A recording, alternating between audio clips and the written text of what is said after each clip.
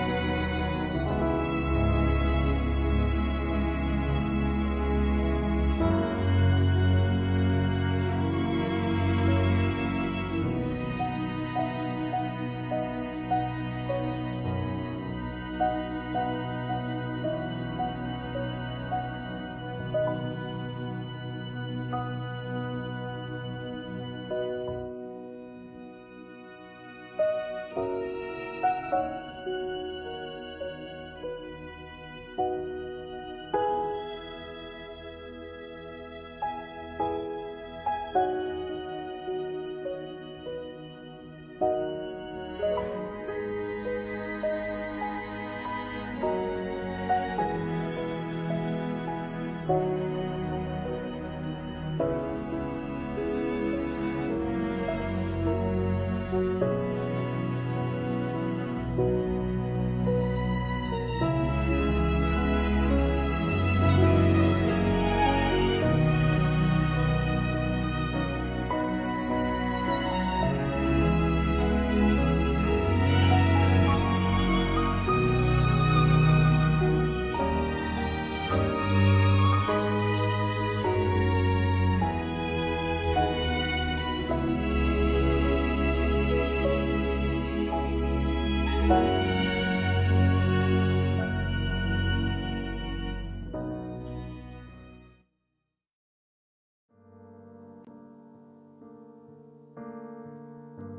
Je lève mes yeux vers les montagnes,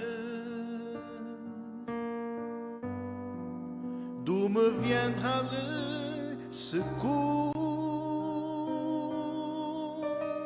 Le secours me vient de l'Éternel,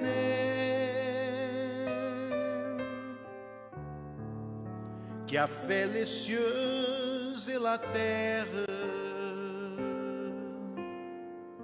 Il ne permettra point que mon pied chancelle. L'Éternel est qui me garde, ne dormira pas le gardien d'Israël,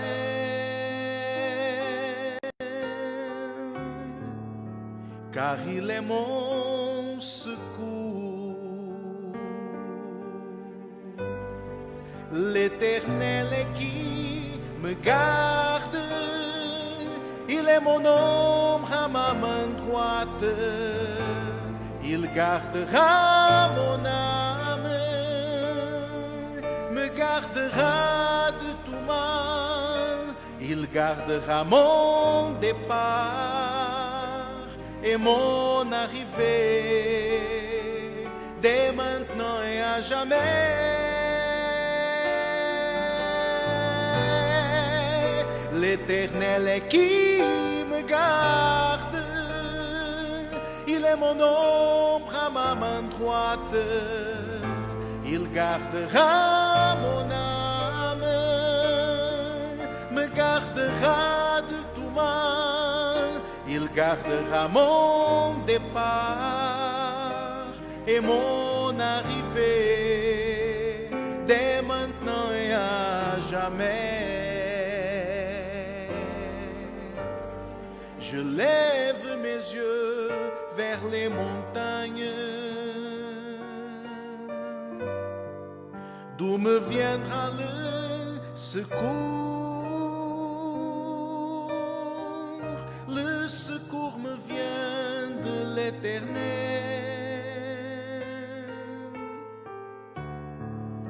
qui a fait les cieux et la terre. Il ne permettra point que mon pied chancelle. L'Éternel est qui me garde, ne dormira pas le gardien d'Israël, car il est mon secours. L'Éternel est qui me garde, il est mon ombre à ma main droite. Il gardera mon âme, me gardera de tout mal. Il gardera mon départ et mon arrivée, dès maintenant et à jamais. L'Éternel est qui me garde, il est mon ombre à ma main droite. Il gardera mon âme, me gardera de tout mal. Il gardera mon départ et mon arrivée, dès maintenant et à jamais.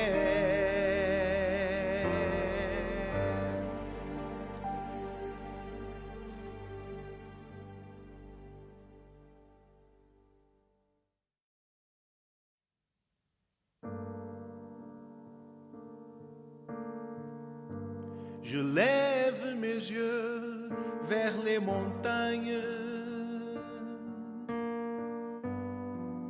d'où me viendra le secours.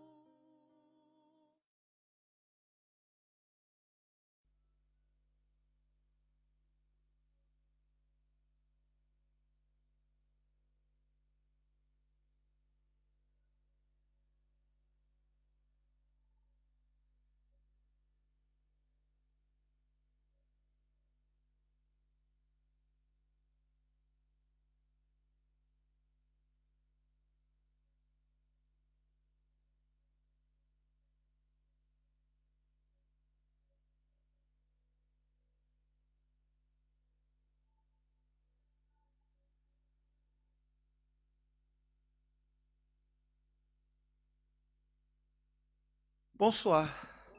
Grâce à Dieu. Fermez vos yeux, s'il vous plaît. Alléluia. Mon Père, mon Roi et mon Seigneur, nous te louons et nous te remercions l'opportunité d'être ici aujourd'hui. Tu as dit que là où il y a deux ou plusieurs personnes réunies en ton nom, tu es parmi eux. Et on est sûr et certain que tu es là. Mais tu as dit aussi que tout ce que deux ou plusieurs personnes soient d'accord par rapport à quelque chose qu'on demande au Père, tu seras d'accord aussi dans les cieux.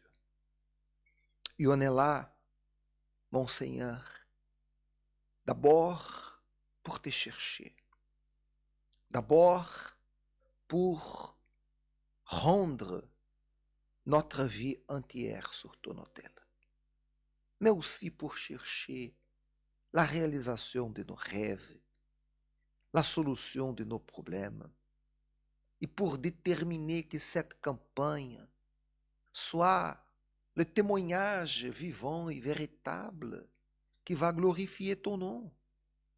Parce que la campagne finit pour nous quand on donne le témoignage.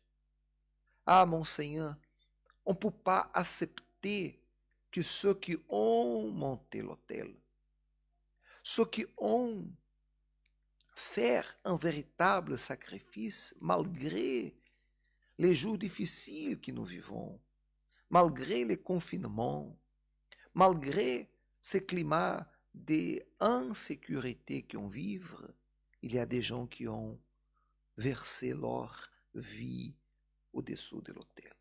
Et ce n'est pas juste qu'elle soit dans la misère. Ce n'est pas juste qu'elle soit bloquée. Alors on est là pour clamer, pour invoquer, pour déterminer leur victoire. On est là pour te chercher. On connaît bien et on sait qu'on est faible, on est petit, on ne mérite même rien.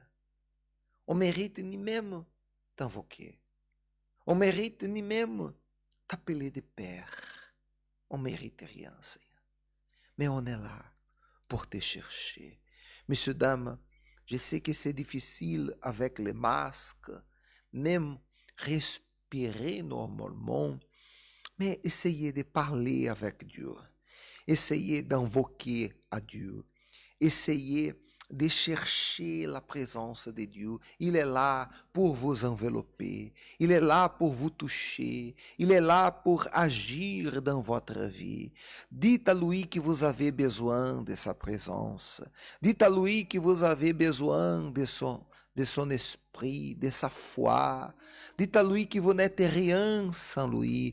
Ouvrez le cœur, ouvrez l'âme et versez-vous, versez votre être, votre ego, versez sur l'autel. Le Seigneur Jésus est là. Alléluia. Il est digne de louange, il est digne de gloire, il est digne d'adoration. Viens, Seigneur, car nous faisons comme Zachée, qui a monté un arbre, car il voulait te rencontrer. Nous sommes là parce que nous voulons te rencontrer. Nous voulons, Seigneur, avoir une expérience personnelle avec toi. Alors, parle avec nous et enseigne-nous, mon Seigneur, comment peut-on te servir. Comme Zachée, je veux monter. Je veux monter. Le plus haut que je pourrais. Le plus haut que je pourrais. Que je pourrais. Juste pour te voir. Juste pour te voir. Te regarder. Et te regarder. Et attirer ton attention vers moi. Et attirer ton attention vers moi. J'ai besoin de toi. J'ai besoin de toi. Seigneur. Seigneur. J'ai besoin de toi, ô Père. J'ai besoin de toi, mon Père. Je suis tellement petit. Je suis tellement petit. Donne-moi ta paix. Donne-moi ta paix. Je laisse tout pour te Je servir. laisse tout pour te servir. Dites à lui, entre chez moi. Entre chez moi. Entre dans ma vie. Entre dans ma vie. Renouvelle ma structure. Renouvelle ma structure. Guéris toutes mes blessures. Guéris toutes mes blessures. Enseigne-moi la sainteté. Enseigne-moi la sainteté. Je ne veux aimer que toi. Je ne veux aimer que toi, car le Seigneur est mon bon sauveur. Fais un miracle en moi. Fais un miracle en moi. Levez vos mains et dites à lui, entre chez moi. Entre chez moi. Entre dans ma vie. Entre dans ma vie. Renouvelle. Renouvelle ma structure. Guéris toutes mes blessures. Guéris toutes mes blessures. Enseigne-moi. Enseigne-moi la sainteté.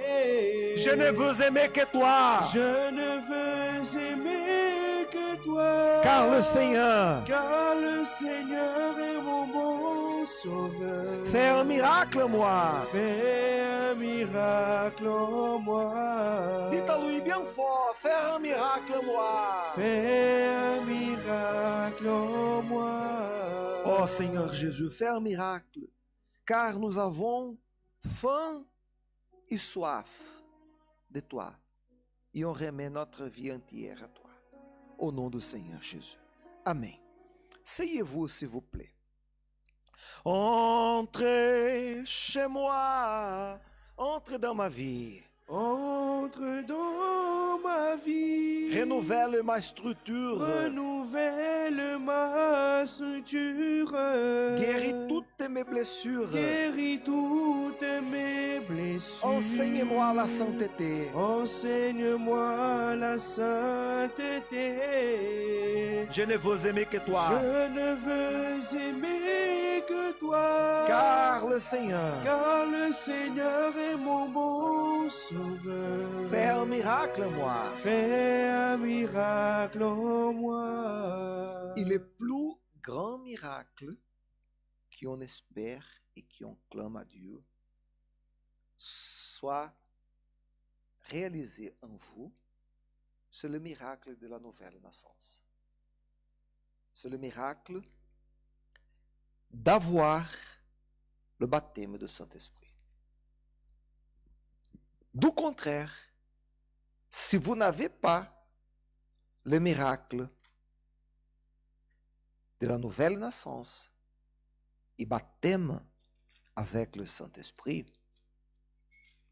c'est presque impossible maintenir le salut, soutenir votre foi. Parce que la personne qui n'est pas née du Saint-Esprit, elle ne résiste pas les impulses, c'est bien? Les impulsions de son cœur. Elle ne résiste pas. Elle est guidée pour les sentiments. Même qu'elle fait tout bien par rapport à la parole de Dieu. Par exemple, elle ne se prostitue pas, elle ne va pas chez marabout, sorcellerie, voyant, magicien, etc. Elle ne pratique pas ce genre de choses. Elle n'a pas des idoles accrochées sur le mur. Mais le cœur va guider,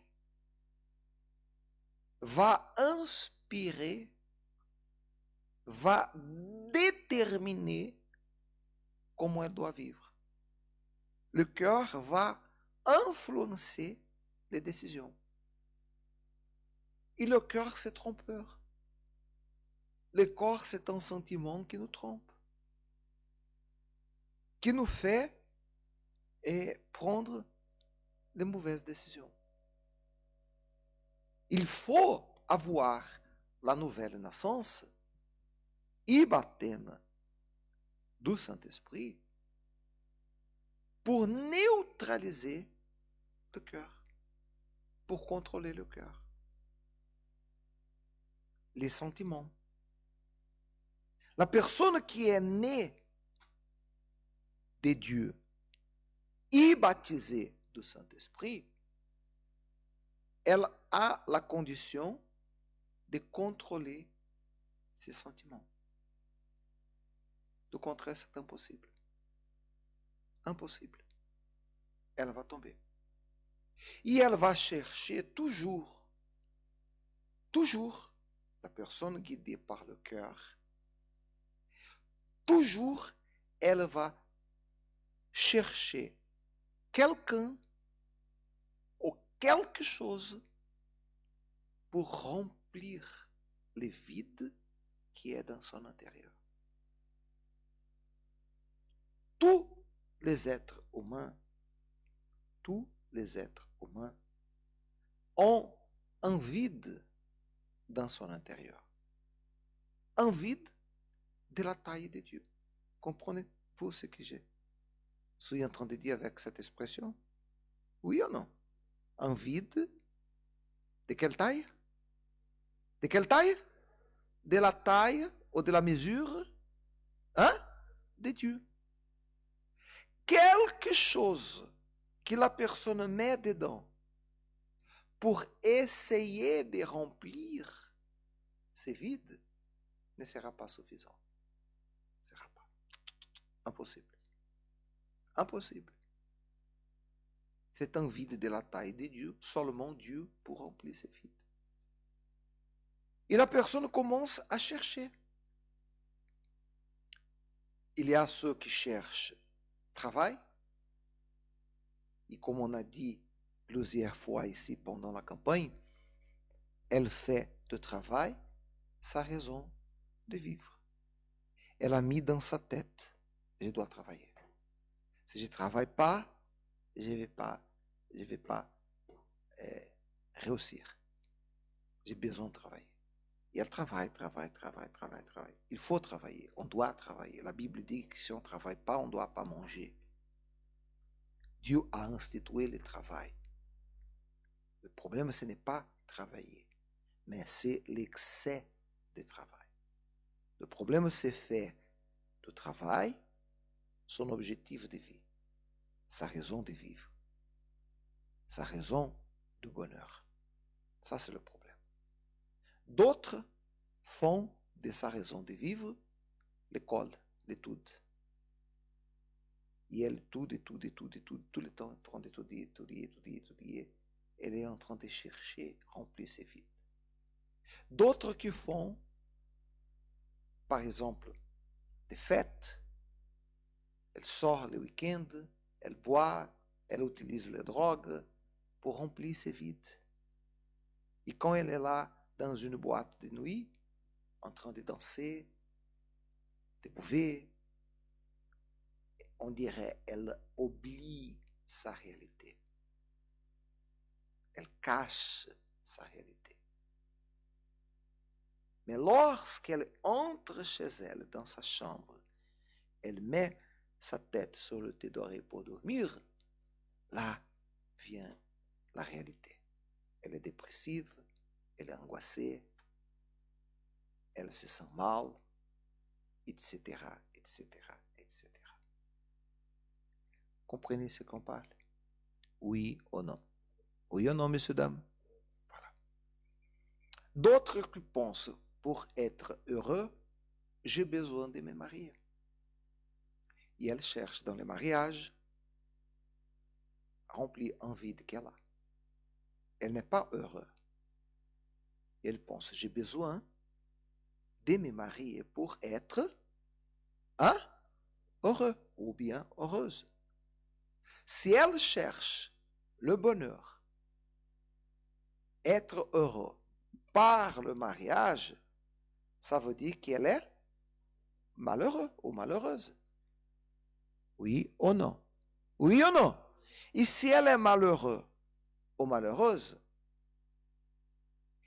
elle va chercher quelqu'un pour se marier, qui est en train de chercher aussi le bonheur.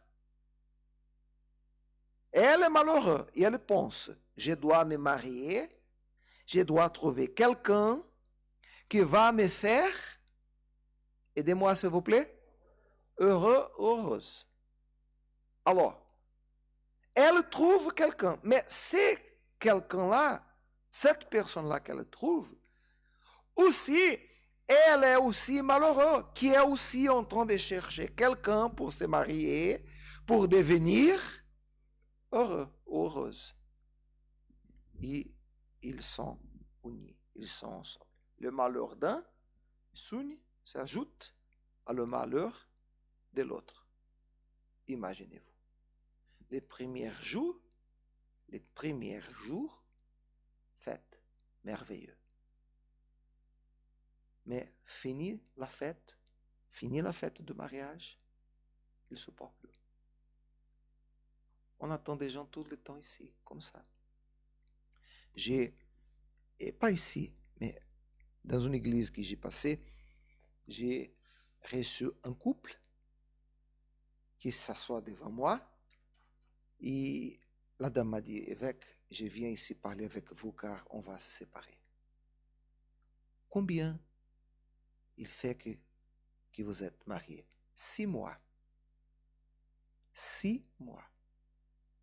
Mais impossible de vivre avec lui. Et elle a parlé de son mari comme si il était le pire homme qui existe sur la face de la terre. 6 mois de mariage. Et je lui dis, mais madame, vous n'avez pas vu tout ça avant? J'ai vu quelque chose, mais j'ai pensé, si je me marie, il va changer. C'est quoi ça? C'est quoi ça? Le cœur trompeur. C'est une claire décision de quelqu'un qui n'a pas eu l'expérience de la nouvelle naissance, mais qu'elle ne résiste point. Quoi? Écoutez. Elle ne résiste pas à quoi? Son cœur. Elle est guidée par le cœur. Elle a connu quelqu'un, elle a des signes clairs dessinés sur le tableau, que cette personne-là, ce n'est pas la personne idéale. Elle a vu clairement et normalement, les gens qui prennent ce genre de décisions sont des gens qui sont extrêmement impulsifs, on dit? Oui? Impulsive. Oui ou non? Elle fait tout vite. Elle veut tout extrêmement vite. Je lui dis à ce couple-là, en parlant de ce couple-là, ce n'était pas ici, c'est un autre pays que j'étais.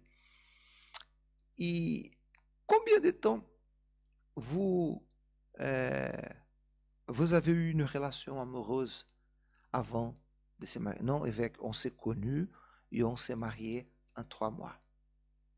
Je lui dis, vous êtes bien vite pour vous marier et bien vite pour vous séparer.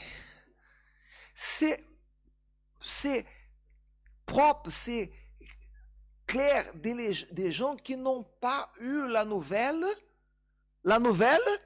naissance. Elle regarde quelque chose et les yeux, les sentiments commencent à crier dans sa tête. C'est comme l'enfant. C'est presque la même chose qu'un enfant. Vous voyez l'enfant comme ça. Vous donnez un petit jouet, un petit jouet. Vous vous donnez à un enfant un petit jouet jaune. Ah, il est enchanté avec ça. Mais s'il vient un autre avec le même jouet, mais qui est jaune et rouge, ah, c'est pas bon, je veux un jaune et rouge aussi. L'enfant, c'est comme ça, oui ou non? Il est émotif. C'est vrai ou c'est pas vrai? Oui ou non? La personne qui n'a pas eu l'expérience de la nouvelle naissance é a mesma chose.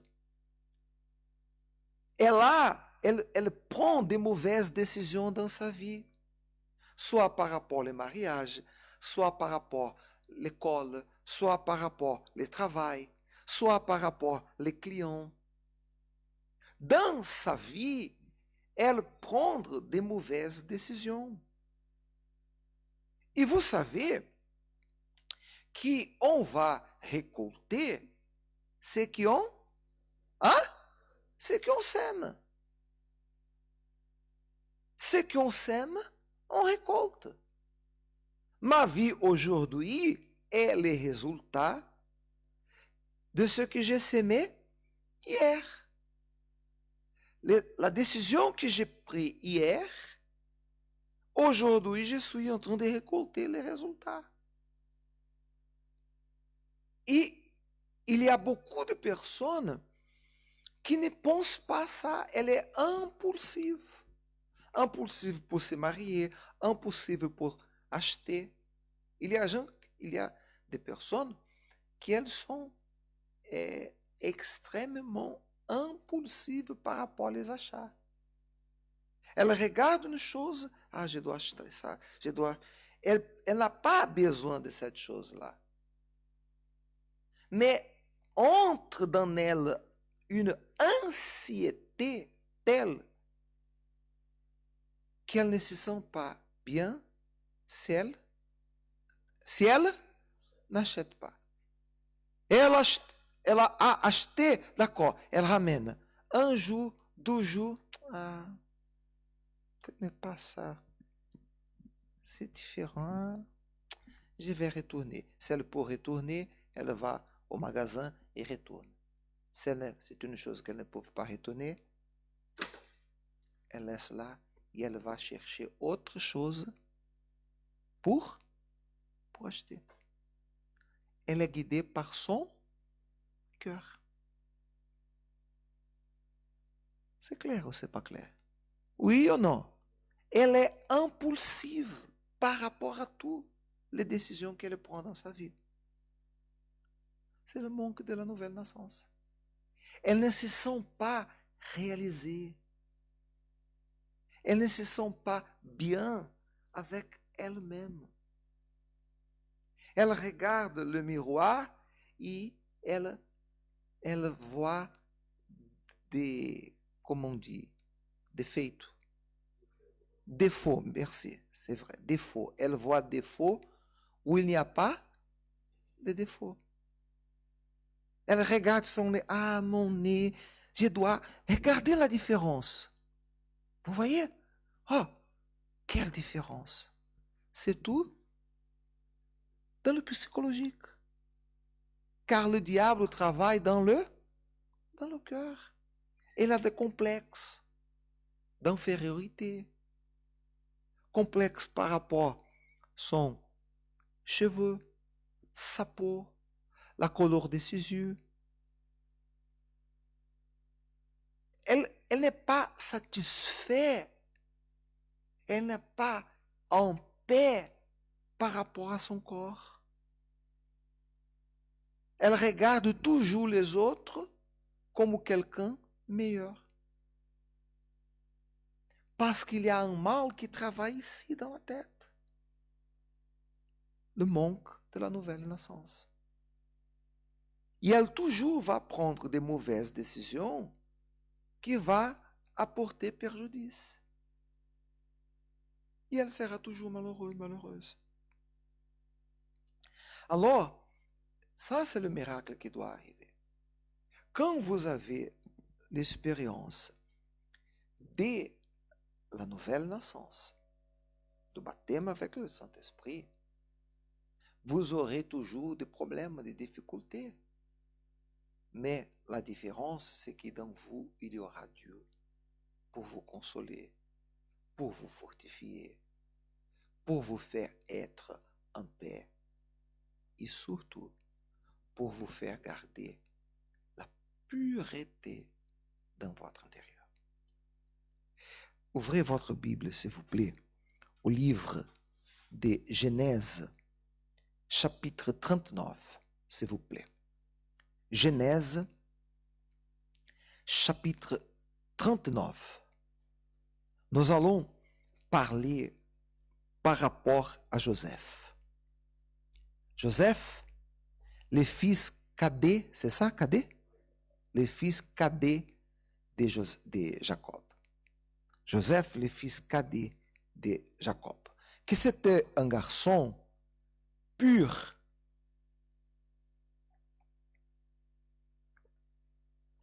extrêmement pur, qui avait des rêves. Tout garçon, comme tout adolescent, a des rêves, il avait des rêves aussi. Il est tellement pur qu'il parlait de ses rêves à ses irmãs, à ses frères, à tous ses frères, même à ses parents. Et à cause d'être le fils cadet, le fils plus aimé de Jacob, et aussi de raconter ses rêves, les frères ont eu la jalousie. Ils ont été jaloux de lui. Et vous connaissez l'histoire qu'ils ont vendu Joseph à une caravane, c'est ça? Des Ismaélites. Ils étaient au milieu du désert, en train de se couper des animaux. Joseph est venu vers eux. Ils étaient complètement jaloux. Ils voulaient tuer Joseph. Et un de ses frères a empêché que Joseph soit mort. Ils ont pris la décision de vendre à une caravane d'Ismaélites qui passait. Il est allé en Égypte. Imaginez-vous quelle injustice. Imaginez-vous quelle injustice, maldade. Como on dit, maldade. Quelle injustice, quelle chose, quelle méchanceté. Méchanceté, c'est ça, méchanceté. Quelle méchanceté. Imaginez-vous quelle méchanceté. Quelle méchanceté. Il est arrivé en Égypte. Vous connaissez déjà l'histoire. Oui ou non? Oui ou non? Ils ont pris ses vêtements, les vêtements qu'il portait, ils ont déchiré, ils ont tué un animal, ils ont taché avec le sang, et il donna à leurs parents en disant, regarde, on a trouvé ça au milieu du désert, on imagine qu'un animal a tué ton fils, j'imagine que c'est le vêtement de ton fils, l'habit de ton fils, regarde là. Imaginez comment la méchanceté de l'être humain, à quel point arrive la méchanceté de l'être humain. Mais Dieu a permis tout ça. Dieu a permis injustice. Il était victime d'injustice. Dieu a permis la jalousie. Il était victime de jalousie. Oui ou non? Oui ou non? Il a souffert beaucoup. Et Dieu a permis ça. Parce que Dieu avait un plan. Dieu voulait lui utiliser pour des choses extraordinaires. Il devait être préparé pour des défis plus grands qu'il y aurait dans sa vie. Et la Bible dit au livre de Genèse, chapitre 39, commence disant comme ça, on fit descendre Joseph où? en Égypte. Et Potiphar, c'est ça? Officier de Pharaon, chef de garde, égyptien, qu'est-ce qu'il a fait? L'acheta des Ismaélites qu'il avait fait descendre. Cette époque-là, les gens étaient vendus comme si c'était quelque chose, un produit. De la même manière que vous vendez un collier, un autre produit quelconque, ils vendaient des êtres humains. C'était une chose parfaitement à cette époque naturelle. On sait qu'aujourd'hui, il y a le trafic des êtres humains aussi, et c'est illégal. Mais il y a. Mais à cette époque, c'était normal. Ils ont acheté Joseph, ils ont vendu Joseph. À qui ils ont vendu? À Potiphar. Qui était Potiphar? Était le chef des gardes. Le chef des gardes de Pharaon, égyptien. Vous savez que les Égyptiens, ils sont connus pour être, à cette époque-là, depuis qu'ils étaient esclaves, un peuple ennemi du peuple d'Israël. Bien. Il dit la Bible, et ça fait toute la différence. Le verset 12 fait toute la différence. L'Éternel, qu'est-ce que vous lisez là? Hein? Fut avec lui. L'Éternel fut avec lui. Et quoi? Et la prospérité l'accompagna. L'Éternel fut avec lui. Et, j'ai pas compris, messieurs, dames, la prospérité l'accompagna. Car la prospérité, c'est la bénédiction de Dieu. Si Dieu est avec nous, il faut, ce n'est pas une question d'option, pas du tout, il faut que nous soyons prospères. Dans tous les sens, prospérité ici, ce n'est pas seulement quantité d'argent. La prospérité, ce n'est pas quantité d'argent seulement.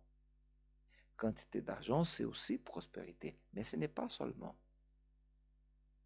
Parce de quoi sert avoir, par exemple, de quoi sert avoir 1 milliard d'euros dans la compte et être dépressif et vouloir mourir?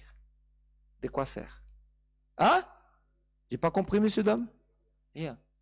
De quoi sert avoir, hein? À quoi sert? Merci. À quoi sert avoir 1 milliard d'euros dans la compte bancaire et un cancer? À quoi sert? Hein? Il y a des gens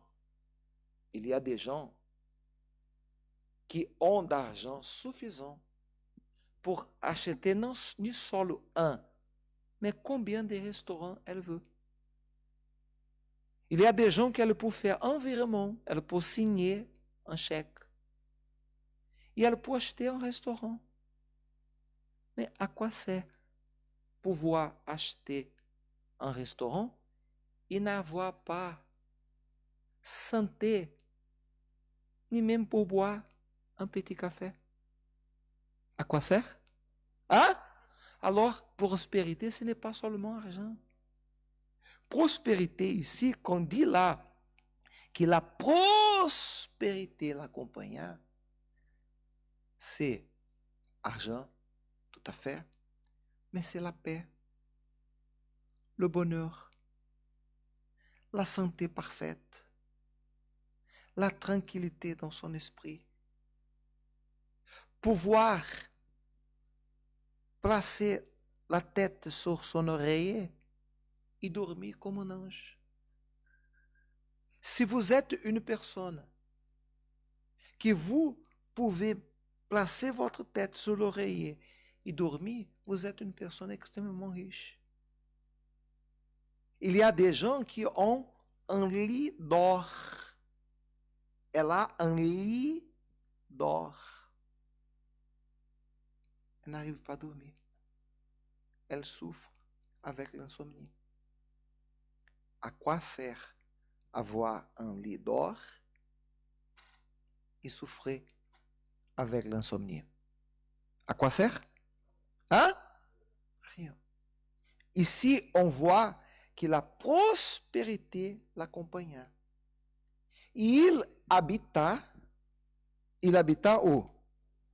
Dans la maison de son maître, l'Égyptien. Son maître, regardez, son maître vit que l'Éternel était, hein?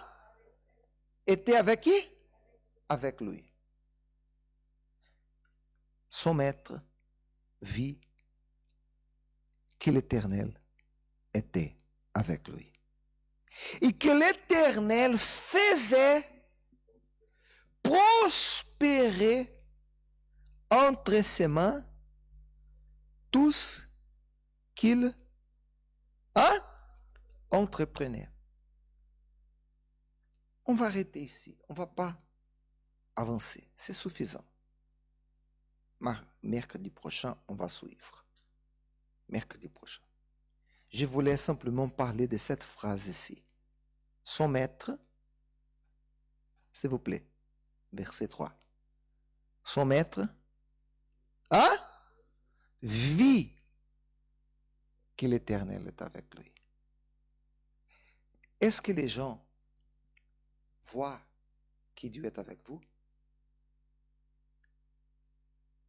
Ça, c'est la question.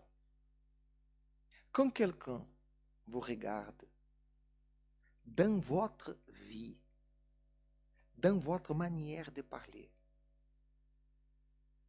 dans votre manière de se conduire, dans votre caractère, les gens voient que Dieu est avec vous.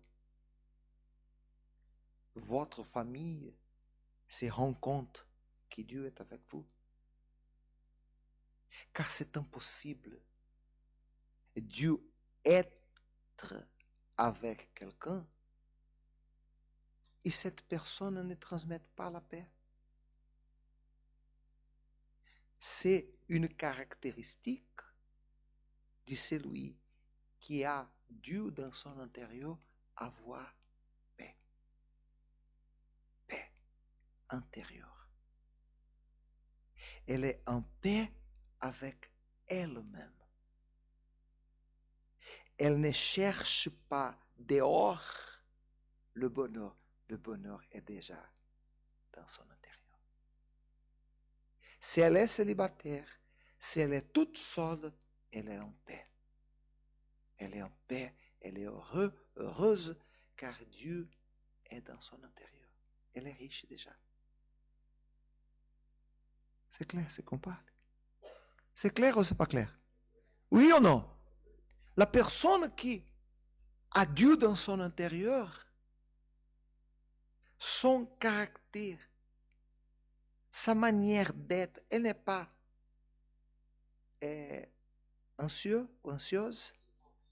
Hein? Anxieux ou anxieuse. Pour les femmes, anxieuses. Voilà.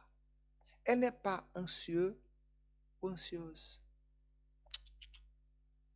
Elle sait attendre le temps. Elle n'a pas des idées mauvaises dans sa tête. Elle n'a pas de malice, elle n'est pas tourmentée. Quand je parle des idées trompées, je parle de la personne qui est tourmentée dans sa tête. Il y a des gens qui sont extrêmement tourmentés. tourmentée. Elle est tellement tourmentée qu'elle n'arrive jamais à avoir une seule minute de paix chez elle. Elle regarde quelqu'un.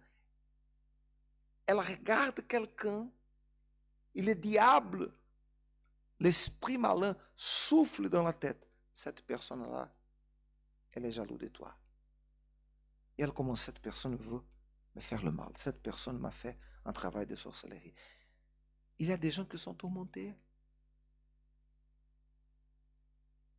Il y a des gens qui sont tellement, vous n'imaginez pas.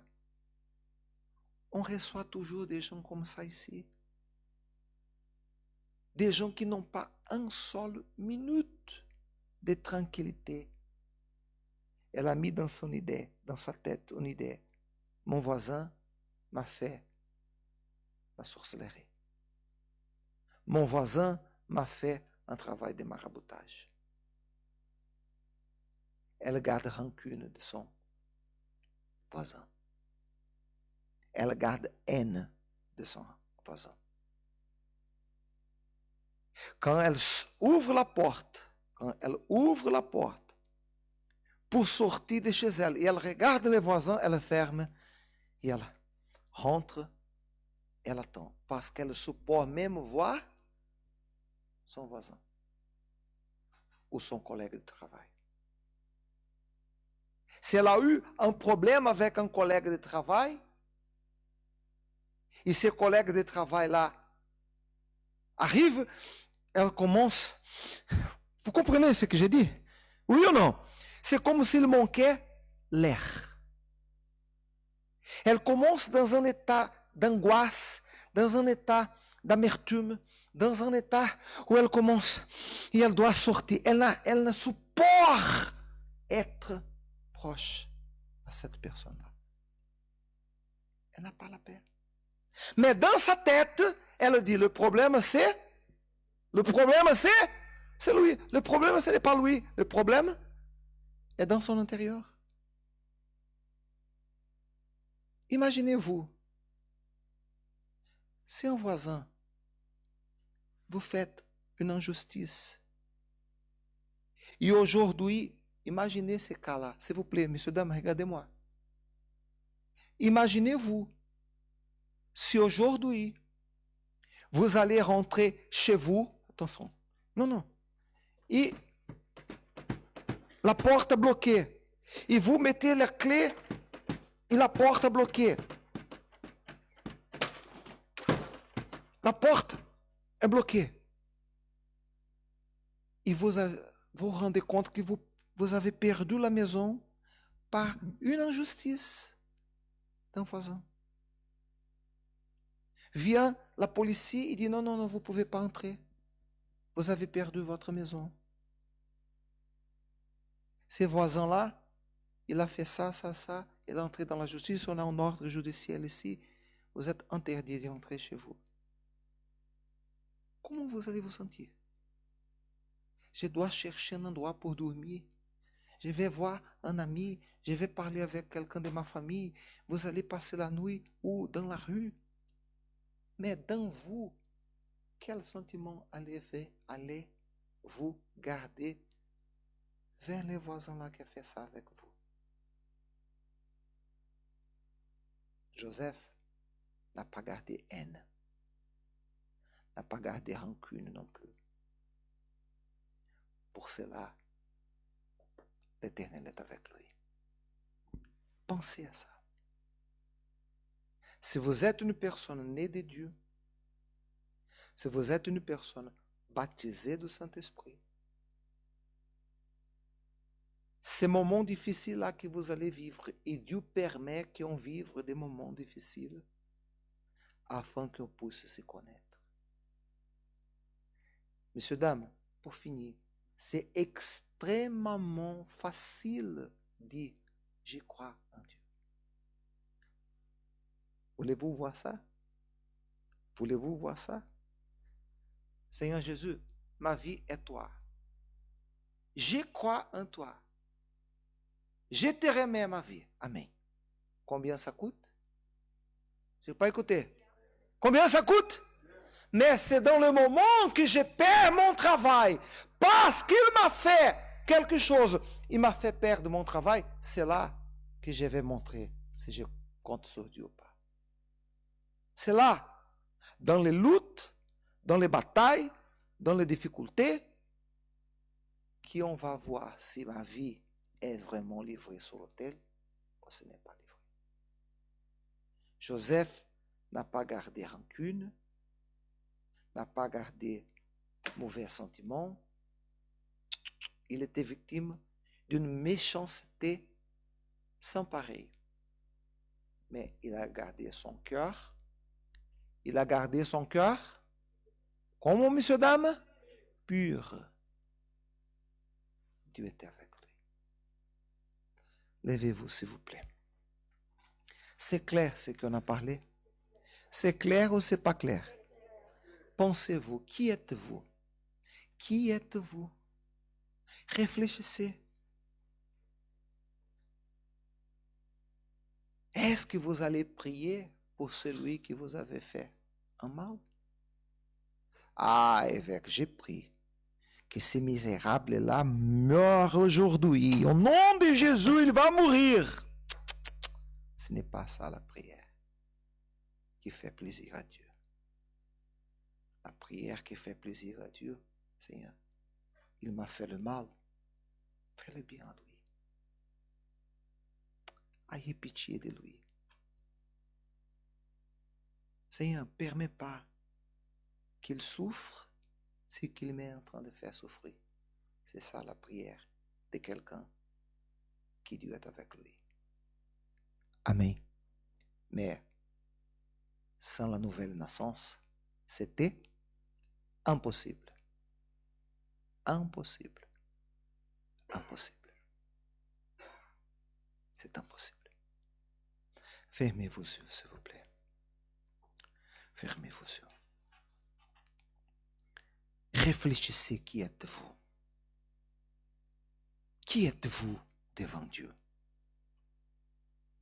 Et si vous dites, évêque, franchement, je reconnais,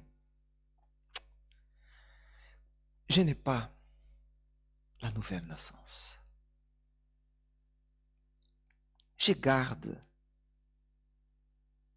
des mauvais sentiments. Jusqu'aujourd'hui,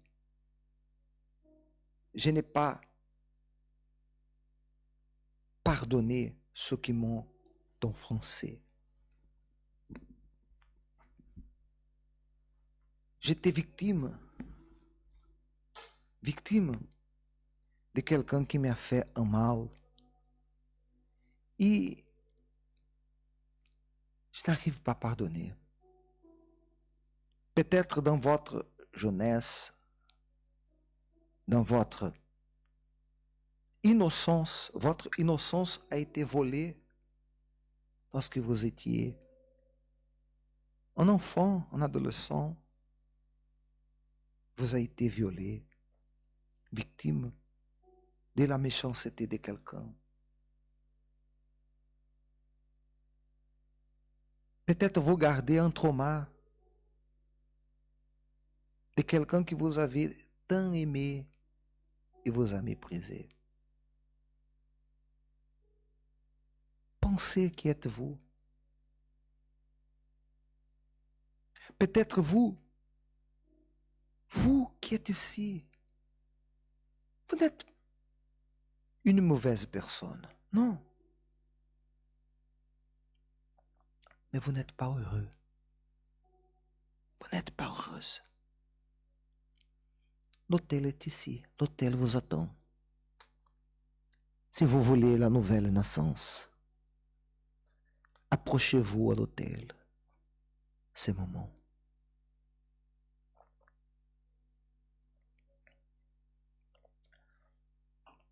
Si vous voulez la nouvelle naissance, gardez la distance, mais approchez-vous à l'autel et venez vous humilier pour Dieu. Transformez votre intérieur. Approchez-vous là. Vous êtes fatigué de garder les traumas, la rancune. Vous savez que vous devez pardonner, mais vous n'arrivez pas à pardonner. Vous qui êtes cette personne impulsive, combien des erreurs vous avez commis parce que vous n'avez pas arrêté quelques secondes pour réfléchir et vous voulez changer. On va vous aider, messieurs, dames. Sortez de votre place, approchez-vous à l'autel, s'il vous plaît. Et dites à Dieu, Seigneur, je suis fatigué d'être comme ça. C'est le moment où là où vous êtes même, fléchissez vos genoux et humiliez-vous. Parfois, Seigneur, il nous manque paroles pour bien expliquer. Mais ici, il y a des gens qui ramènent un trou immense. Il y a un vide dans son âme. Elle n'est pas une mauvaise personne, non. Elle est une bonne personne. Elle n'a pas non plus une mauvaise intention. Elle a même une bonne intention. Mais elle se trompe tout le temps. Tout le temps, elle prend la mauvaise décision. Elle est guidée par un cœur impulsif.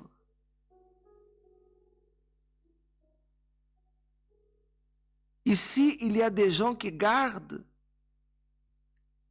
des mauvais souvenirs ou des mauvais souvenirs. Elles gardent des sentiments qui blessent, qui dérangent, qui font mal. Elle est des années dans l'église. Elle est des années et elle n'a pas reçu le Saint-Esprit. Ou bien elle est trompée. Elle imagine, elle essaye de dire j'ai le Saint-Esprit, elle insiste en parler.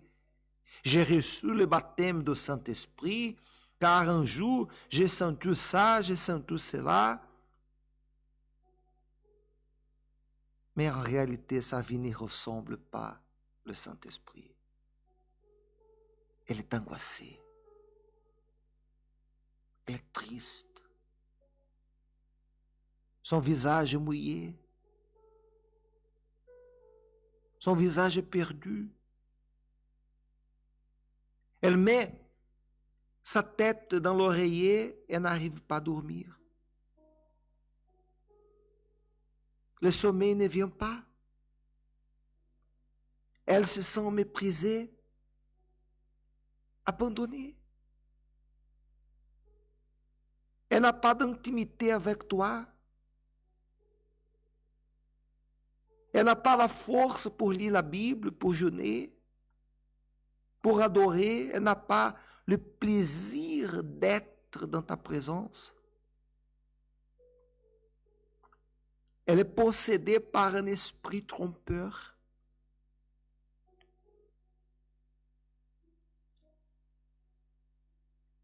Elle se sent comme un souris quand il est tombé dans le piège d'un chat. Elle devient prisonnière. Il devient prisonnière et le chat fait ce qu'il veut faire jusqu'à fatiguer le sourire afin de lui tuer.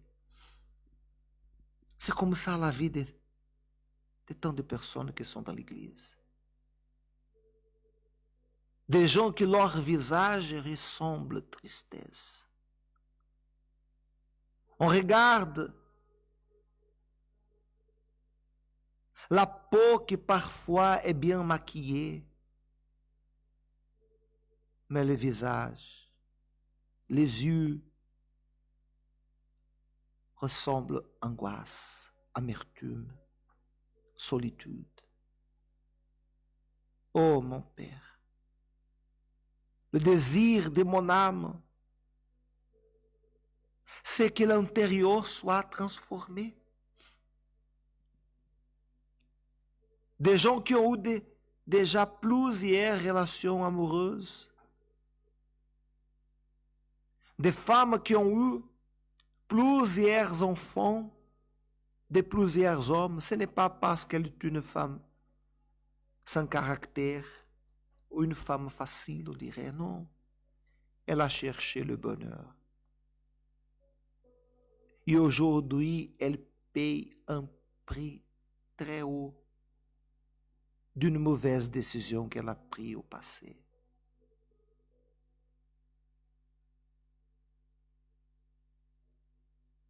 Avant-hier, un homme m'appelait désespéré de la prison à Liège. Là, dans la prison, il a vu notre émission. Il nous appelait en disant, je suis désespéré. Je suis condamné injustement. Aidez-moi, s'il vous plaît. Quand on parlait de Jésus, il a dit, il fait 10 ans en arrière, j'étais dans l'église et j'ai abandonné. Il jamais pouvait imaginer, lorsqu'il a pris la décision d'abandonner tes chemins, qu'il allait tomber dans une prison. Ici, il y a des gens qui souffrent, Jésus, qui souffrent. Et notre âme est déchirée pour ça. On n'est pas ici pour faire des amis. Je pouvais être ici en train d'apporter une parole de foi, un message de conquête, un verset biblique qui faisait cette personne être là comme un volcan en éruption, avec le désir de conquérir, de monter, d'avancer. Mais à quoi sert ça si son âme est vide? Si tu n'es pas avec elle? Si elle est timide? S'il y a l'insécurité, la faiblesse? Ah, mon Dieu! Comment puis-je aider ces peuples? On n'a vécu rien par rapport à ce que Joseph a vécu. On peut dire que notre souffrance, ce n'était rien. Ou peut-être il y a des gens ici qui ont vécu presque la même chose. Que sa vie a été un enfer. Elle était l'image de la souffrance, angoisse et désespoir. Mais comment tu étais avec Joseph, soit avec elle maintenant. Et soit la vie de cette personne qui se rend. Et soit la vie de cette personne qui se livre à toi. Oh mon Père, c'est tellement clair devant les yeux de chacun. Et parfois, on a l'impression qu'il y a un aveuglement, un blocage qui empêche cette personne de voir sa condition. Oh, descends maintenant, Saint-Esprit. Descends sur la vie de celui et celle qui dit, je suis fatigué de moi-même. Je suis fatigué. D'accord, je m'y rends. Je me livre sans réserve sur ton autel. D'accord, me voici pour t'offrir, pour te donner mon ego, te donner ma vie, te donner mon être, te donner ma nature. J'ai besoin de toi. Je reconnais maintenant que sans toi, je ne suis rien. Sans toi, je ne suis personne. Messieurs, dames, humiliez-vous. Dieu toujours attend que vous brisez votre ego.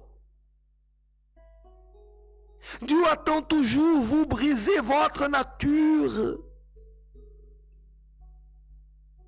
pour remplir votre intérieur. Vous allez écouter cette chanson que vous êtes en train d'écouter, la musique. Mais ne chantez pas, s'il vous plaît. Ne chantez pas, s'il vous plaît. Pendant que vous écoutez la lettre de cette chanson, de cette prière, que c'est une prière, humiliez-vous. Car si vous humiliez, quand vous levez, après vous humilier devant Dieu, vous allez vous lever pour une nouvelle vie. Et la joie du Saint-Esprit remplira votre âme. Parlez avec Dieu, il vous écoute. Seigneur, me voici pour te parler. Je me sens désespéré, si vide et si abattu.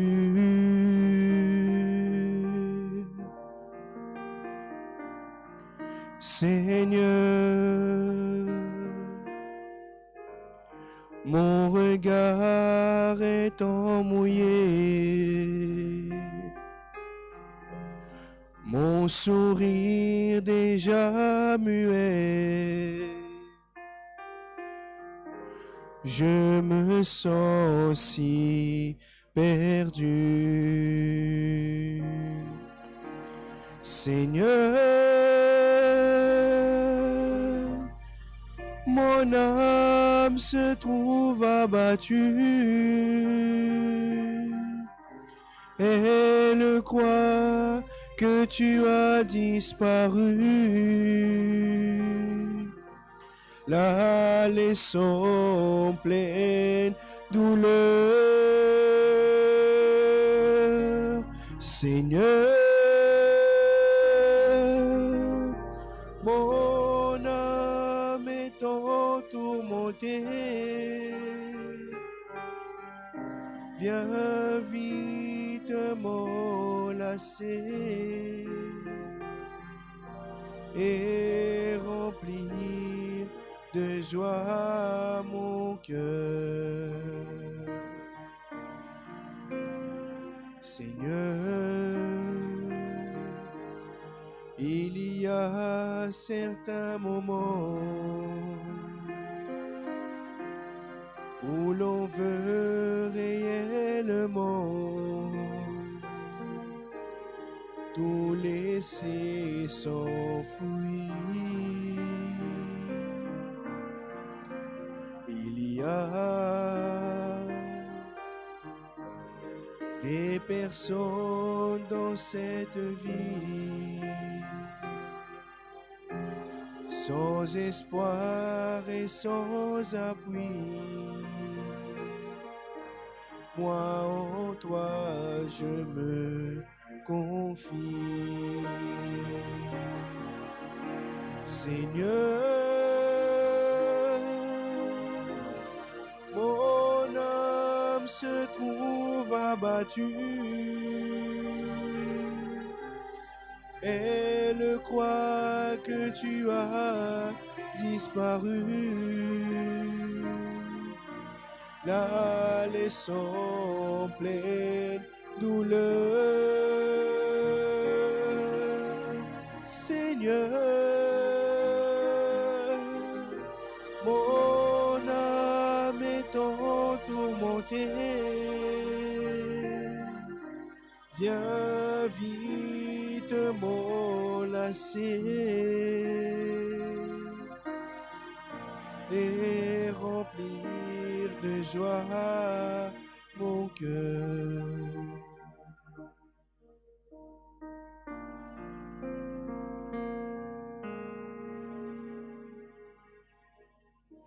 Soyez pardonnés. Maintenant, vous pouvez vous lever. Si vous êtes à genoux, si vous êtes devant l'autel, vous pouvez vous lever et vous pouvez chercher Dieu maintenant.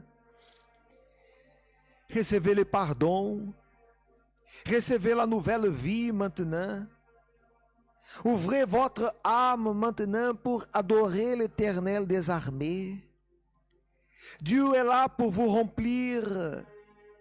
Dieu est là pour remplir votre âme, pour remplir votre être. Ouvrez votre cœur. Ouvrez votre âme. Levez les mains, la voix et adorez l'Éternel des armées. Car si votre livraison est sincère et véritable, soyez pardonnés, soyez transformés. Recevez là le Saint-Esprit maintenant. Maintenant, Seigneur Jésus, transforme cette personne qui est vide, cette personne, Seigneur, qui a faim et soif de toi. Elle est sincère, elle a commis des erreurs, tout le monde commet des erreurs. On n'est pas là pour justifier nos erreurs, car il n'y a pas de moyen de justifier nos erreurs. Mais Seigneur, on est là pour t'adorer. Alléluia, oh alléluia. Alléluia, alléluia, alléluia. Loué soit l'Éternel des armées. Loué soit l'Éternel des armées. Digne d'être loué, digne d'être adoré, digne d'être glorifié. Tu es digne, tu et seulement tu es digne de recevoir la louange, l'adoration, l'amour sincère et véritable de notre cœur. Nous t'aimons, Seigneur, nous t'adorons, Seigneur. Alléluia, oh alléluia, alléluia, alléluia, alléluia. Loué soit l'Éternel des armées. Adorez Dieu maintenant, adorez Dieu maintenant. Levez votre voix, levez votre main et glorifiez l'Éternel des armées. Il vous écoute.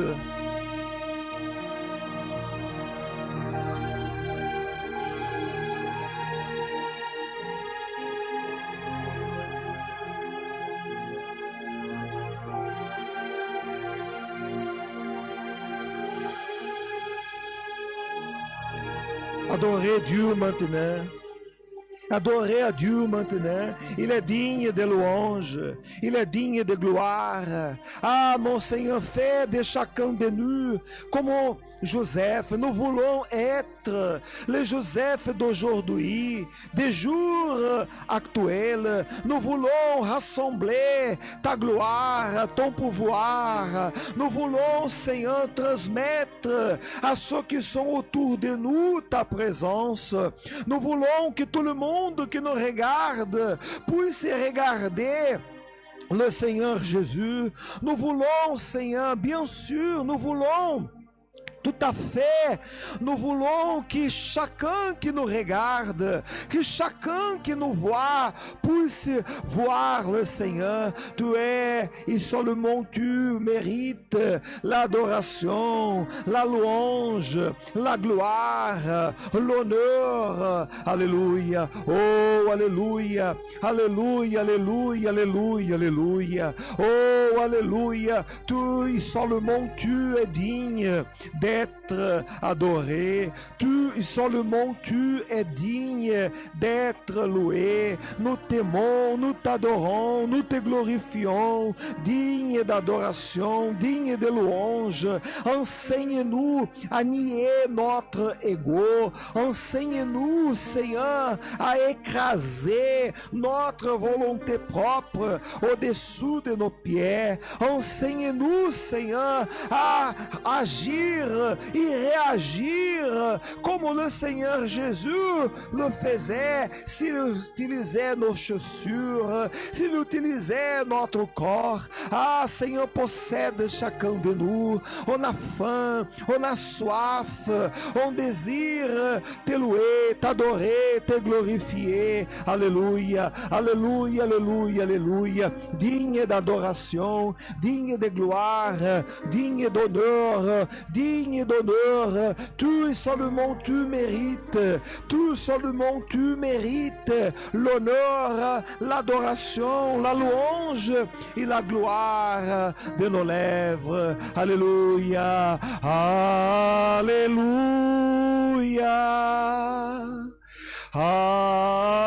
alléluia. Oh Seigneur, Ô Seigneur Tout-Puissant, notre Dieu. vous qui êtes ici devant, retournez à votre place et chantez. Alléluia. Adorez l'Éternel des armées. Alléluia. Oh Seigneur. Ô Seigneur Tout-Puissant, notre Dieu. Alléluia. Alléluia. Saint es-tu. Saint es-tu. Saint es-tu. Saint es-tu. Tout-puissant. Tout-Puissant. Tu es Seigneur. Digne est l'agneau. Digne est l'agneau. Dites à lui. Digne est l'agneau. Saint es-tu, Seigneur. Saint es-tu. Saint es-tu. Tout-puissant. Tout-Puissant. Tu es Seigneur. Digne est l'agneau. Digne est l'agneau. Digne est l'agneau. Digne est l'agneau. Amen. Amen. Nous t'aimons, nous t'adorons, nous te louons.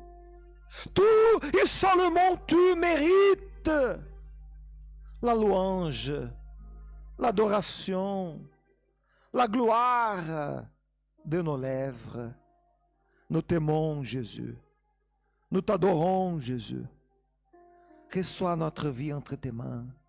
Levez vos mains et remerciez à Dieu car il vous a choisi. Vous êtes choisis par Dieu pour rassembler sa gloire. Remerciez cette opportunité. Alléluia. Merci Seigneur. Utilise nos mains. Je suis sûr que tu feras des choses extraordinaires. Levez vos mains et dites à Dieu, utilise mes mains. Utilise-moi, fais de moi une source de vie pour ceux qui souffrent. Fais de moi une source de vie pour ceux qui sont désespérés. Fais de moi une source de vie pour ceux qui ont besoin. Tu seulement tu mérites l'adoration. Tu seulement tu mérites la gloire. Tu seulement tu mérites l'honneur de nos lèvres. Nous te remercions et nous te louons au nom du Père, du Fils et du Saint-Esprit. Amen.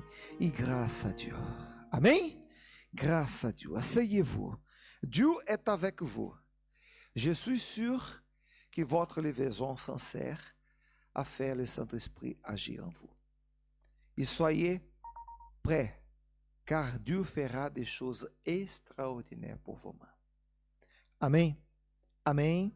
Nous allons prier pour tout le monde qui a monté à l'autel, a fait son sacrifice.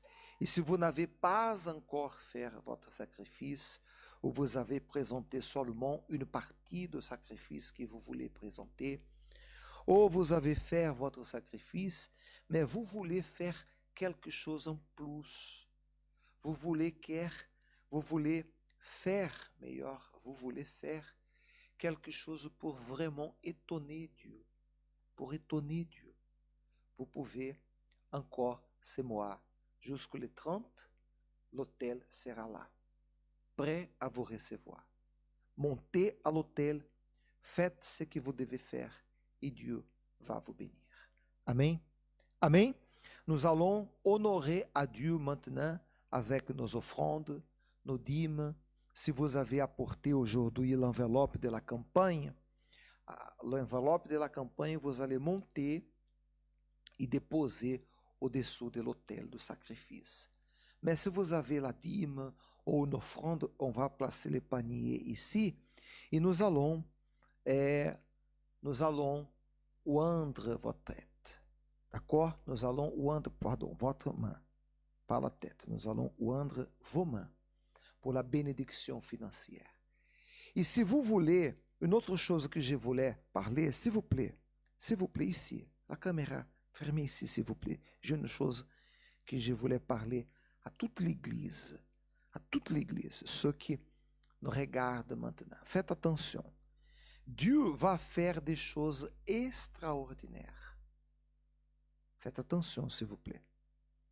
Faites attention, s'il vous plaît. La caméra, s'il vous plaît, ici. S'il vous plaît.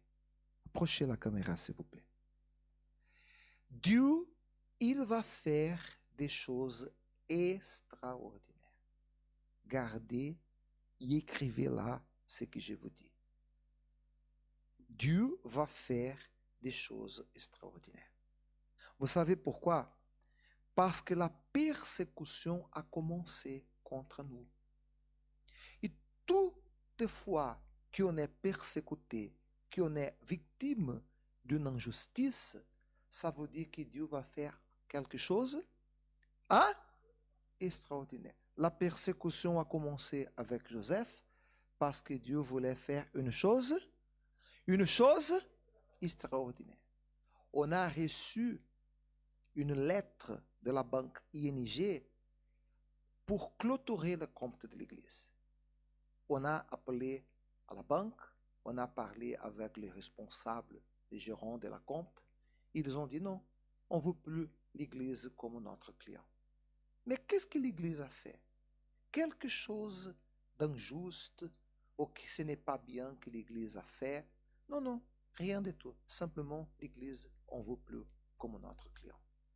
Ils ont clôturé le compte de l'Église. Si vous avez l'habitude de faire des virements à la compte de ING, s'il vous plaît, faites plus. On va laisser sur l'écran maintenant les comptes qu'on a chez AXA. Vous allez regarder maintenant sur l'écran, ici à l'église, et aussi vous qui regardez l'émission, vous allez voir maintenant les comptes chez AXA. Quelques virements que vous voulez faire, quelques dons que vous voulez faire en ligne, faites seulement chez AXA. On n'a plus de comptes chez ING.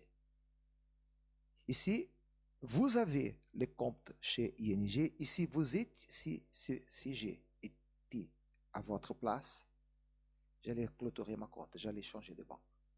J'allais envoyer un email, écrire une lettre disant, vous avez fermé les comptes de l'Église, je suis membre de l'Église. Je me sens extrêmement offensé pour votre attitude. Et pour cela, je vais changer de banque. Bien sûr que vous n'êtes pas obligé de le faire. Mais si j'étais à votre place, je le faisais. Parce qu'il y a des choses qu'on ne peut pas rester muet. Il y a des choses qu'on doit manifester notre indignation.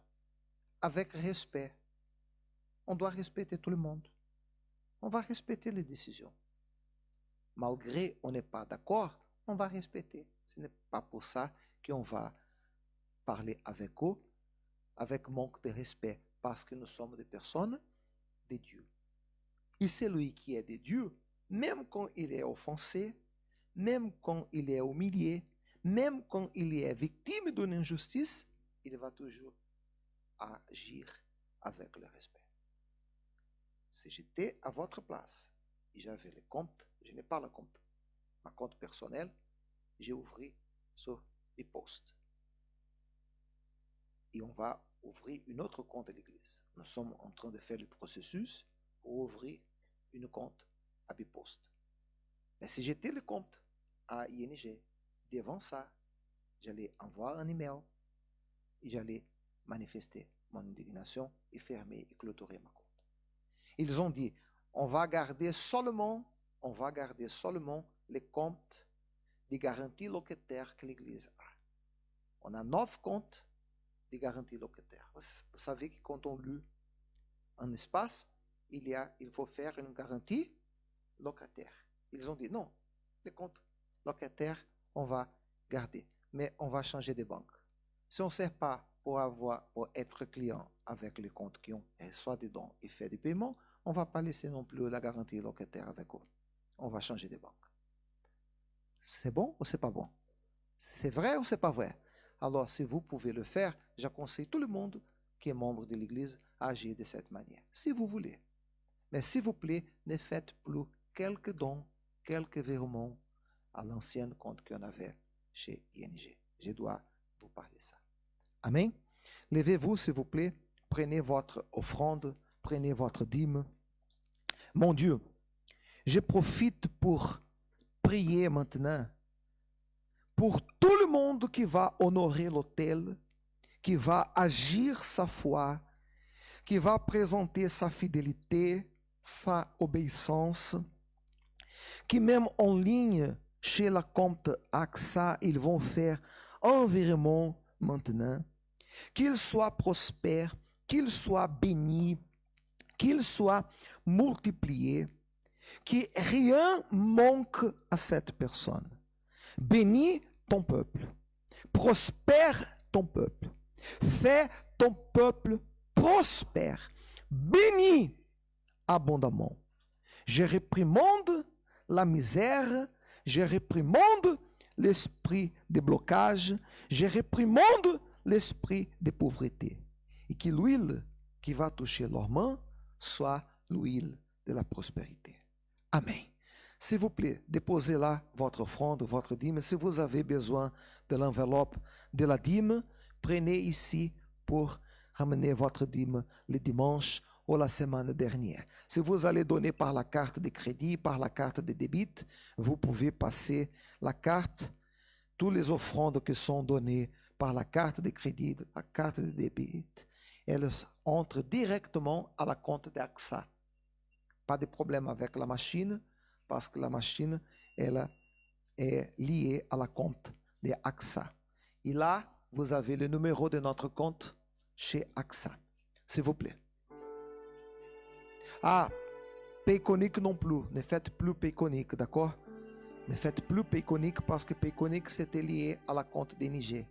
Alors, ne faites plus Payconic. Seulement par la carte de crédit, au bancaire, au virement chez AXA. S'il vous plaît. Si j'écoute Dieu attentivement, en obéissant à ses commandements, le Seigneur, mon Dieu, m'exaltera sur toutes les nations. Où je passerai, je ne courrai pas derrière les bénédictions. Je sais qu'elles m'accompagneront. Je sais qu'elles m'accompagneront. Où je foulerai la plante de mes pieds. Ta bénédiction. Il sera. Je serai béni. Je serai béni sur la terre. Je serai béni quand je prophétiserai. Je sais que ma voix sera la voix de Dieu. Je serai béni. Je serai béni dans le champ. Je serai béni partout où je passerai. Ce que je toucherai sera béni. Lorsque j'obéirai, Lorsque j'obéirai à sa voix. avant de faire la clameur pour tout le monde qui a monté à l'hôtel, je voulais simplement vous parler du verset de Matthieu, chapitre 6, verset 31. Non, c'est pas ça. Mais enfin, Jésus a dit, tout est possible à celui, hein? Tout est possible à celui qui croit. Un autre mot, quand Jésus a dit, tout est possible, c'est Marc chapitre 9, verset 31. C'est ça. 23. Marc chapitre 9, verset 23. Tout est possible à celui qui croit. Tout est possible. Tem para colocar lá não? Tout est possible a celui que croit. Eu tinha que estar aqui já, Diogo, por favor. Mostra aí na transmissão. Tout est possible à celui qui croit. Quand Jésus a dit ça, un autre mot, il voulait dire, il y a solution. Si vous affrontez un problème, que tout le monde dit qu'il n'y a pas de solution, Jésus ici vous donne la garantie qu'il y a, il y a la solution. Il y a la solution. Une maladie incurable, le médecin a dit, il n'y a pas de moyens, impossible. Vous allez mourir avec ça. Rentrez chez vous, restez les derniers jours auprès de vos chers, car il n'y a pas de solution. Il y a solution. Tout est possible, c'est lui qui croit. Il est possible quand on croit. Et dans le monde, il y a deux genres de personnes. Celles qui croient et celles qui ne croient pas. Dans le monde entier, vendredi prochain, après-demain, dans toutes les églises universelles du royaume de Dieu, fondées sur cette parole, nous allons chercher la solution. Vous allez prendre un papier blanc, merci, c'est là. Vous allez prendre un papier comme celui-ci, que je peux vous donner maintenant. Et vous allez écrire avec vos lettres, votre propre main, vous allez écrire. Il y a quoi? La solution. Vous allez écrire. Il y a la solution. Seulement ça. Il y a la solution. Il y a un problème que vous avez.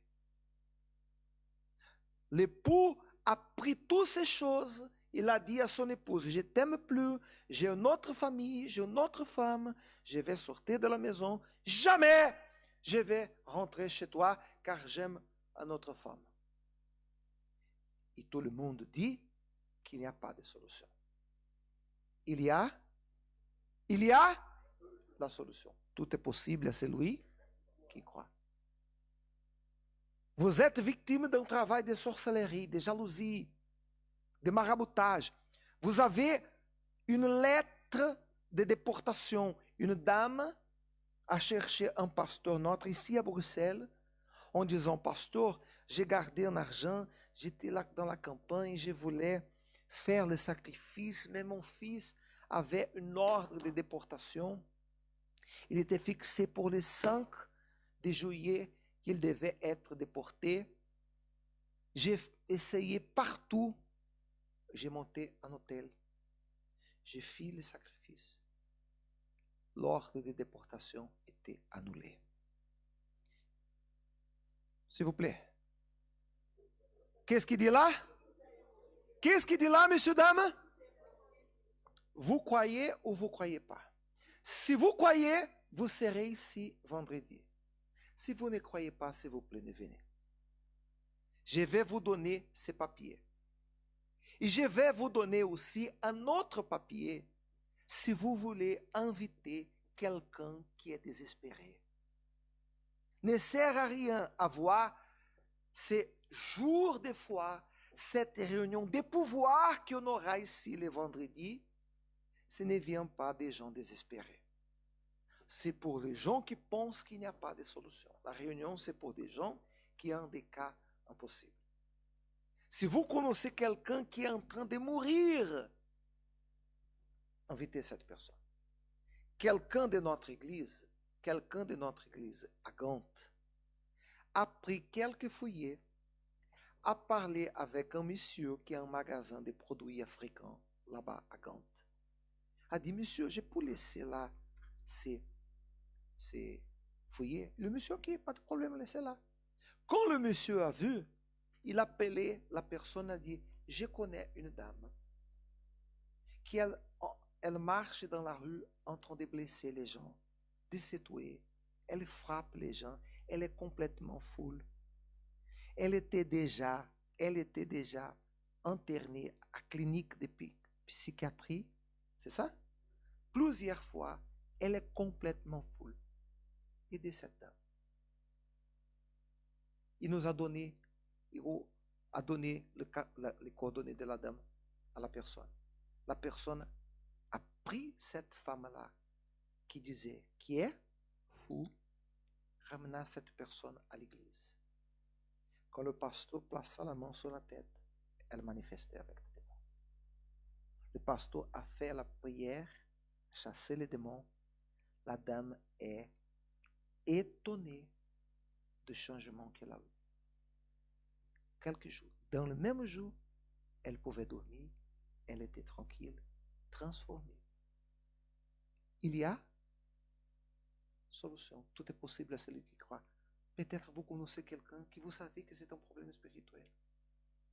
Dites à cette personne, tout est possible à celui qui croit. Dites à cette personne d'écrire, il y a solution. Et ramenez cette personne vendredi. Amen. S'il vous plaît. Recevez 1, recevez 2, recevez 3. Si vous croyez, vous serez là. Vous serez là. Et vous n'allez pas venir toute seule. Vous allez inviter quelqu'un. Vous allez ramener quelqu'un qui souffre. Il y a la solution. S'il vous plaît. Nous allons clamer. Nous allons clamer à Dieu maintenant. S'il vous plaît. À 19h30, la réunion spéciale de la journée de ce vendredi. Aqui.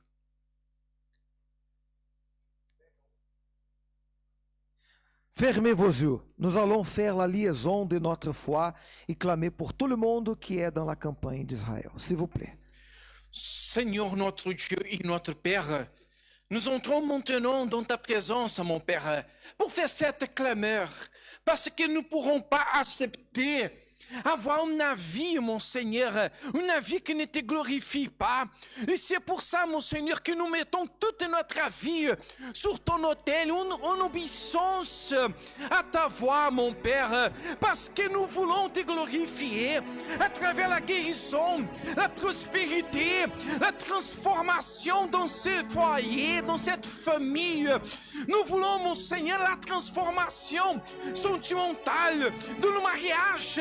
Oui, mon Seigneur, dans tous les domaines de notre vie, nous voulons, mon Seigneur, que tous qui nous regardent puissent voir ta gloire, puissent, mon Seigneur, savoir que notre Dieu, c'est le Dieu Tout-Puissant, le Dieu qui fait sortir du feu de la cruche et vaincre les ennemis, mon Seigneur, qui parfois sont là dans la vie de la personne des années, mais tu es le Dieu Tout-Puissant, mon Père, et chaque ennemi va tomber, seront brûlés par le feu du sacrifice.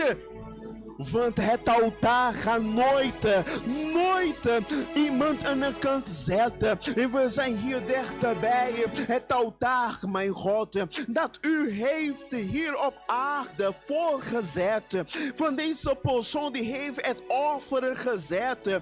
Het vuur van het altaar moet neerdalen op het leven van deze persoon. Die heeft haar alles gegeven. Die heeft vandaag, mijn God, ook gekomen om samen te vaststellen de overwinning. De vijanden zullen vallen. De vijanden zullen vallen. De ziektes, de problemen. De geest die wil dat deze persoon de Heilige Geest niet zou hebben. Vandaag, mijn God, u zou de kracht kracht. Geef hem deze persoon. Want alles wat u zou vandaag doen, deze persoon zal doen veranderen. En ik wil, mijn Vader, hier zetten dat uw geest in de verandering zal komen in Jezus' naam. Yes, my Father, in the name of Jesus, we determine right now, my God, the transformation of these people, the change of their life, my God, manifest your power now to make my Father a transformation, a turning around in their life, in their family, in their situation, my God. We cry out to you now because we do not accept the enemy to prevail against your people. So my Father, hear our cry out now and answer, my God, the cry out of those who sacrifice their life on the altar, those who place on the altar their life, my God. Manifest your power now, my Father, to change the situation of these people now. Ah, my God, enough is enough. Now it's time, my God, for your name to be glorified in Jesus' name. Nous sommes ensemble en train de lier la foi, lier, Seigneur, cette confiance en toi pour déterminer que tout le monde soit béni, qu'il y ait de grandes et merveilleuses témoignages, car on n'accepte pas que ton peuple monte à l'autel, faire leur sacrifice et ne soit pas béni. Change leur histoire de vie, change leur histoire de vie, fais des choses extraordinaires. Nous déterminons la victoire de tout le monde. Et celui qui croit dit Amen. Et je suis d'accord. Amen. À 22h, regardez l'émission par le Facebook. Foi en action. Tous les soirs, nous sommes en train de clamer aussi au-dessous de l'autel. Dieu vous bénisse. Très bonne soirée à vous tous. Et demain, la thérapie de l'amour. Ne ratez pas, si vous voulez bénir votre famille, la bénédiction sentimentale demain, 19h30, la thérapie de l'amour. Bonsoir, Dieu vous bénisse. Je lève mes yeux vers les montagnes, d'où me viendra le secours. Le secours me vient de l'Éternel,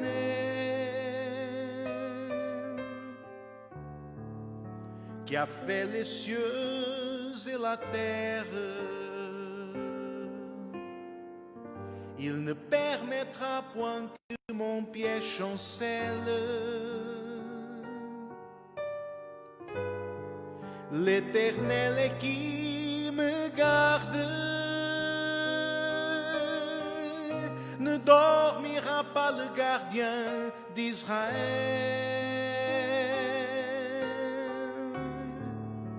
car il est mon secours.